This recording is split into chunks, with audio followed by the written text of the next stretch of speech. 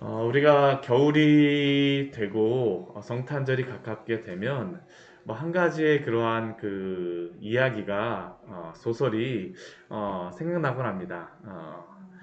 크리스마스 캐롤이라고 혹시 기억나시나요? 크리스마스 캐롤 하게 되면 뭐 잘 이게 딱 안 와서났는데 스크루지, 네, 구두쇠 스크루지 하게 되면 아마 다 아실 겁니다. 이 구두쇠 스크루지라고 하는 그러한 그 이야기는 스크루지라고 하는 그러한 사람이 사회적으로 성공하고 굉장히 부유하여졌을지 모르지만 그가 항상 자신만을 생각하면서 홀로 지내고 심지어는 가족조차도 뭐 조카조차도 같이 일하면서도 잘 돌보지 못하는 그러한 모습이 나와 있죠. 그러면서 한 꿈을 통하여서 그가 하룻밤에 그러한 꿈을 과거와 현재와 미래의 그러한 꿈을 통하여서 인생의 의미가 무엇인가를 찾고 회개하고 그가 삶이 변하는 그러한 이야기가 바로 이 스크루지의 그러한 이야기입니다. 오늘 말씀은 딱 보면 그 말씀과 동일한 말씀으로 다 시작되고 있는 것을 우리가 볼 수 있습니다. 오늘 그 7절 말씀 보게 되면 해 아래에서 헛된 것을 보았다라고 이야기하는데 그 헛된 것이 무엇이냐 하면 어떠한 사람에 대하여서 이야기합니다. 이 사람은 이런 아들도 없고 형제도 없이 홀로 있습니다. 그에게 유일한 그러한 그 기쁨은 무엇이냐면 자기가 수고하여 얻은 그러한 재물이라고 할 수 있습니다. 수고하여 얻은 그러한 그 수고의 결과물이라고 할 수 있습니다. 그런데 그 결과물과 수고물이 그에게는 무엇과 같냐면 자식과 같아요. 이것을 내가 이렇게 쌓아놓고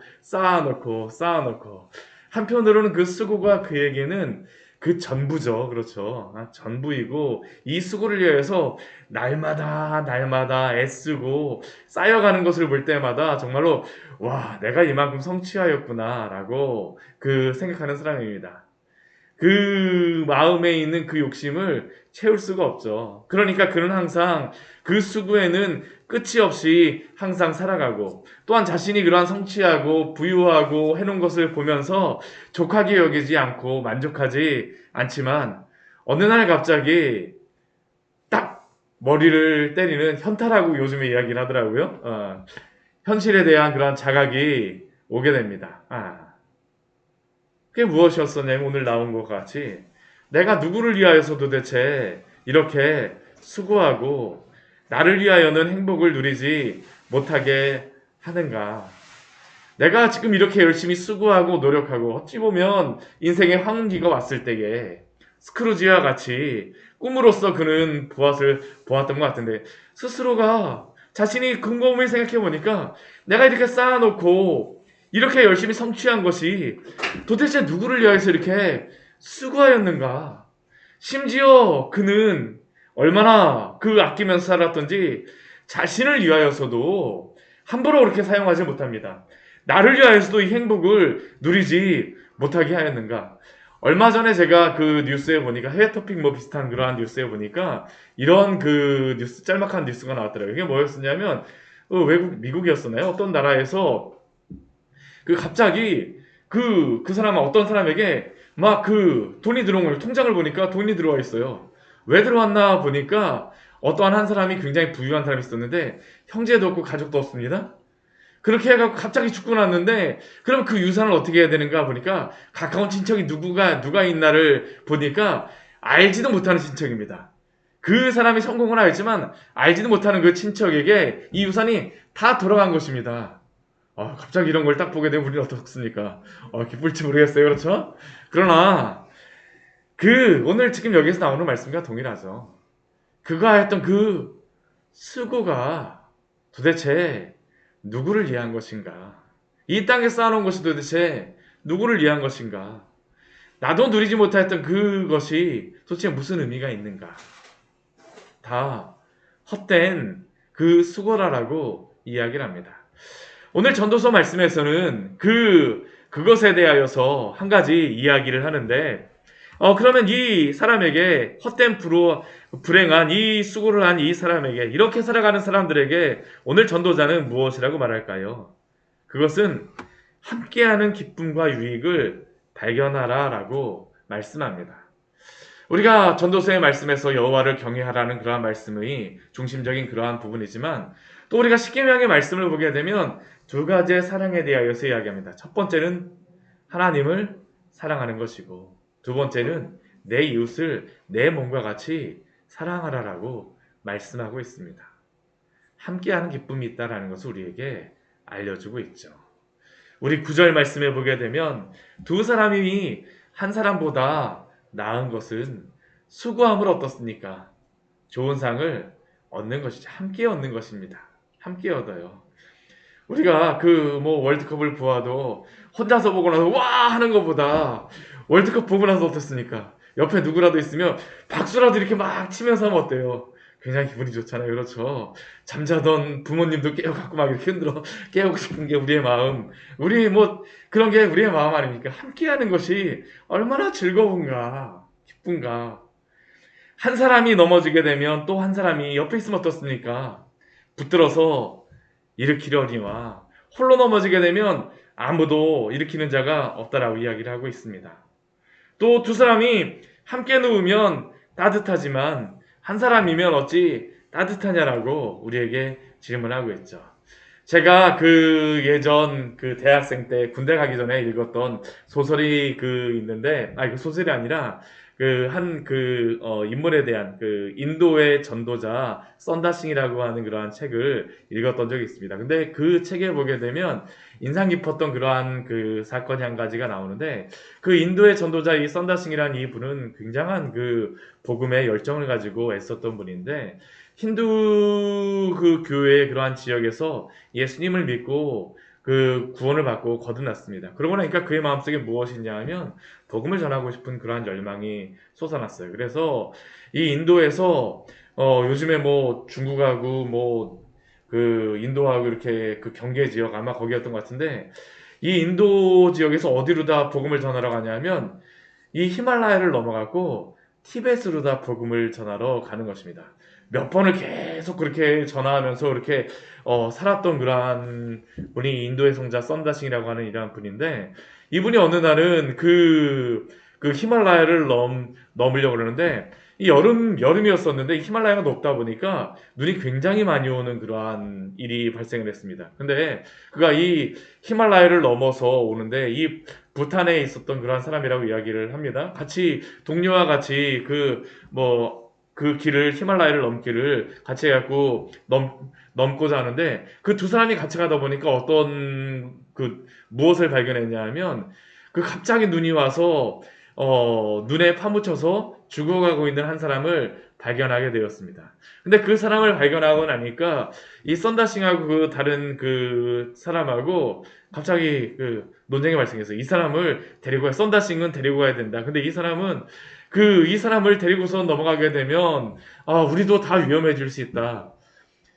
그런데 결국에는 썬다싱도 그렇고 이 사람도 그렇고 둘 다 서로 함께하지 않았고, 이때는 함께하지 않았고, 썬다싱 같은 경우에는 이 넘어져 있는 이 사람을 등에다 업고선 출발했다라고 합니다. 그리고 나머지 한 사람은 이거 너무 눈이 많이 오니까 빨리 넘어가야 된다라고 그 사람 먼저 출발을 했어요.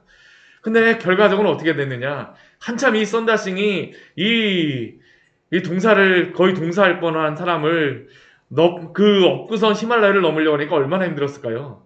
땀이 진짜 비 오듯이 하면서 진짜 숨을 헉헉거리면서 몇 시간이고 진짜 오랜 시간 동안 그 히말라야 산을 이렇게 막 넘어갔는데, 그렇게 넘어가다 보니까 어떤 한 사람이 또 쓰러져 있는 것을 발견한 겁니다. 그래서 가까이 가서 보니까 그 사람은 죽어 있어요. 근데 그 사람을 자세히 보니까 누구냐면 먼저 출발했던 사람이었습니다.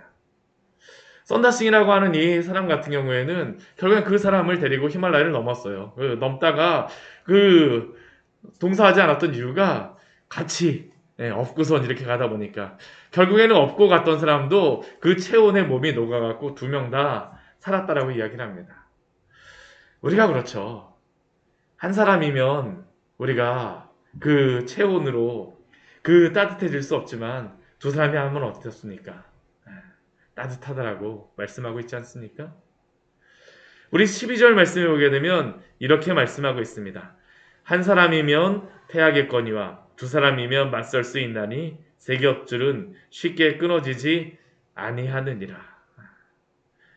두 사람이라도 이렇게 유익이 있는데 세 사람이 된다고 하면 얼마나 유익이 있겠느냐라고 이야기를 하죠. 그런 의미에서 본다면 오늘 이 새벽에 오늘 저희가 이렇게 두 명보다 더 많이 여섯 분이 나와서 같이 이렇게 새벽 예배를 드리고 있는데 하나님 앞에 우리가 함께 기도하면 얼마나 또 우리의 그 기도에 힘이 있겠습니까? 그렇죠? 함께 기도하고 함께 예배하는 가운데에 하나님께서 또한 교회를 세우시고 또한 각 성도에게 힘을 허락하여 주시는 줄 믿습니다. 우리 주님이 함께하여 주시는 것이죠. 함께하는 기쁨, 함께하는 즐거움. 그리고 또 우리 13절 우리 이후의 말씀에 보게 되면 또 한 가지의 말씀을 우리에게 말하고 있습니다. 두 사람이 나오고 있는데요. 첫 번째 사람은 가난하여도 지혜로운 젊은이. 두 번째 사람은 누구냐면 경고를 더 받을 늙고 둔하여서 경고를 받을 줄 모르는 왕. 우리는 보통 잠언의 말씀을 보게 되면 젊은이 같은 경우는 어떻습니까? 어리석은 그러한 사람으로서 지혜가 없는 사람으로서 나오고 늙은 그러한 노인 같은 경우에는 지혜 있는 자로서 나오는데요. 이 전도서 말씀 같은 경우는 이 전도서 말씀이 참 재미있어요. 이 잠언의 그러한 지혜를 바로 전하진 않습니다. 이 전도서도 지혜에 대한 그러한 부분, 지혜에 대한 그러한 말씀인데 전도서에서는 이 지혜의 또 다른 면을 이야기하고 있는 겁니다. 가난하여도 지혜로운 젊은이, 늙고 둔하여서 경고를 더 받을지 모르는 왕. 젊은이는 가난하고 돈도 없습니다. 그러나 왕은 어떨까요? 돈도 많고 힘도 있는 그러한 사람이죠. 그러나 이 왕이라고 하는 인물은 나이도 많고 힘도 있고 그 능력도 있을지 모르지만 또 어떨까요? 나밖에 없다라는 게 바로 이 왕의 특징인 것입니다. 젊은이 같은 경우에는 가난하지만 그 고난을 통하여서 지혜를 얻었음을 우리는 볼 수가 있습니다. 근데 이 젊은이 같은 경우는 어떻습니까? 가난하고 지혜로우니까 비록 그가 감옥에 어떠한 어려운 일을 당하여서 그 갇혔다가 나왔다 할지라도 그는 어떻게 하냐면 그 고난과 그 어려움을 통하여서 왕이 되었습니다. 그리고 그렇게 이게 입지전적인 인물이다 보니까 어떻게 해요? 그 젊은이와 함께하는 그러한 사람들이 많이 있었다라고 이야기를 하죠. 반면에 이 왕 같은 경우는 어떠냐 하면 이 자신이 잘난 줄 알고 있다 보니까 사람들이 슬금슬금 빠지는 겁니다. 그러다 보니까 그 왕의 자리도 이 젊은이에게 빼앗기게 되는 게 오늘의 말씀입니다. 어찌 보면 우리가 성경에 보게 되면 비슷한 그러한 인물이 누가 있을까요? 요셉.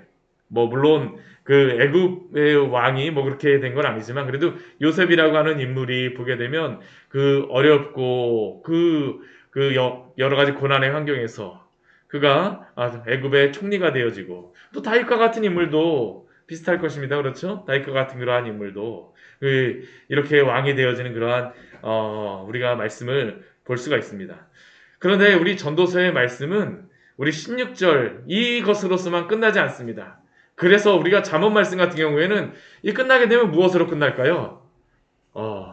가난하지만 지혜로운 가운데서 여호와를 경외하면 하나님이 복을 주신다라는 말씀으로 끝날 텐데 오늘 16절 말씀에 오게 되면 참 다른 그러한 결론으로서 우리가 마무리하고 있습니다. 16절 말씀 같이 한번 읽어볼까요? 그의 치리를 받는 모든 백성들이 무사하였을지라도 후에 오는 자들은 그를 기뻐하지 아니하리니 이것도 헛되어 바람을 잡는 것이로다. 이게 도대체 무슨 말씀입니까? 갑자기 우리가 잠언의 그러한 그 지혜로서는 끝나지 않고 있습니다. 이 젊은이에게 치리를 받는 모든 백성이 무수하였을지라도 이 젊은 왕도 어떻게 됩니까? 나이가 들게 되니까 이 늙고 둔한 왕과 같이 되어졌다라는 것이죠. 그렇지는 않는다 할지라도 그도 결국엔 어떻습니까? 나이가 들고 그 인기가 떨어졌다라는 겁니다. 우리가 이 4장 말씀에 보게 되면 공통적으로 흐르는 그러한 주제가 있습니다. 우리 앞에 말씀에 보게 되면 학대에 대한 그러한 말씀을 보았었고요.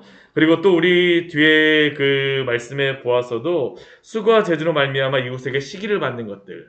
또 오늘 말씀을 보아도 홀로 있어서 그 모든 것을 향유하려고 하는 사람. 이 세 그 공통점은 무엇이냐면 홀로 나만 혼자 있어서. 그런데 홀로 있어서 함께하는 것이 좋기는 하지만 함께하고 이후 인기를 얻고 많은 사람이 모이는 것에 문제도 있습니다. 헛된 부분도 있습니다. 그게 무엇일까요? 인기가 전부가 아니다라는 것입니다. 오늘 전도서의 말씀은 바로 우리에게 이것을 이야기하게 돼요. 우리 연예인들 한번 보십시오. 연예인들, 그 젊은 그러한 친구들이 그 아이돌로서 불리잖아요. 우상이라고 불립니다. 인기가 한참 많았을 때에는 많은 그 젊은 그 사람들이 그 인기 가수나 뭐 그 사람 보면 우리들의 우상이고 아이돌이라고 이야기를 하지만 그런데 그 사람들이 인기가 떨어지게 되면 정신적으로 굉장히 힘들어 한다라고 합니다.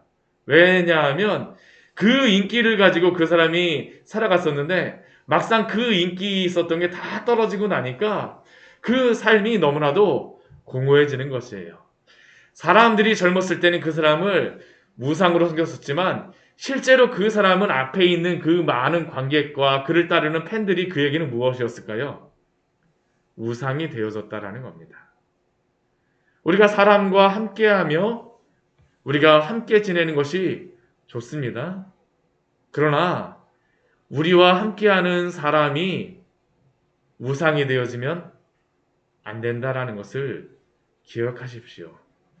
십계명은 그래서 1계명서부터 4계명에 하나님 사랑이 먼저 나오고 그 다음에 5계명서부터 10번째 계명까지 이웃 사랑이 나오고 있습니다. 이것이 바뀌면 안 됩니다. 이게 무엇일까요? 우상 숭배하고 맞닿을 수 있음을 우리는 항상 기억해야 합니다. 여호와를 경외하는 가운데에 하나님을 사랑하는 가운데 그 사랑에서 흘러 넘쳐서 이웃을 사랑하십시오. 이게 바로 참된 사랑을 행하는 방법입니다. 오늘도 이렇게 사랑하심으로 주의 귀한 백성으로 오늘 하루 우리에게 우리 함께하는 이웃과 또한 가족과 함께 사랑을 나누며 복된 그러한 삶을 살아가시기를 축원합니다. 같이 기도하도록 하겠습니다. 하나님 아버지, 오늘 말씀을